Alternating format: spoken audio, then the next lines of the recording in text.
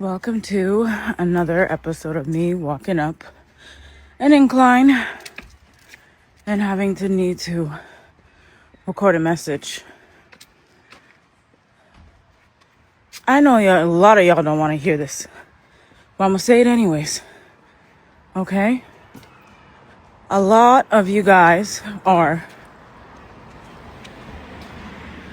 personally stunting yourselves. And when I mean stunting, you are preventing yourself from developing emotionally, mentally, spiritually, financially, all the least, because you're afraid to do the work. And when I say afraid to do the work, I mean a lot of you guys lack a lot of self-awareness in regards of how we were brought up, okay? A lot of us are forgetting that you still have to do the work throughout your whole life, okay? We may have not gotten the parents that we wanted, and because of that, we have to constantly reparent ourselves on a regular daily basis. And yes, is it a heavy load to carry every single day? Yes, especially for those parents who are parents having to reparent themselves while they're figuring out life, while they're working, while they're caring for another soul. But it doesn't mean that we just should forget about constantly correcting and checking ourselves. Okay? We got to be more self-aware because no one else is going to push you to your excellence, okay?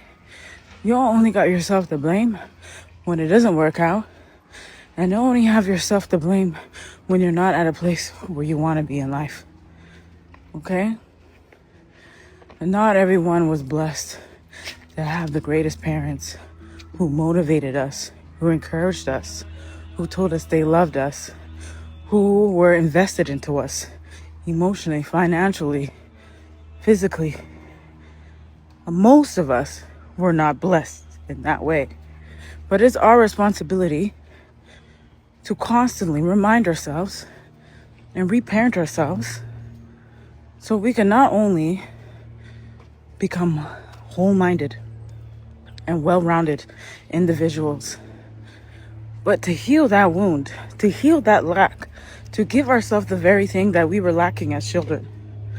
And that doesn't stop. It never stops. One of the greatest blessings that I've ever received was my daughter, because she is the reason why I'm reparenting myself every day. And it's okay to be wrong. It's okay to not get it right the first time.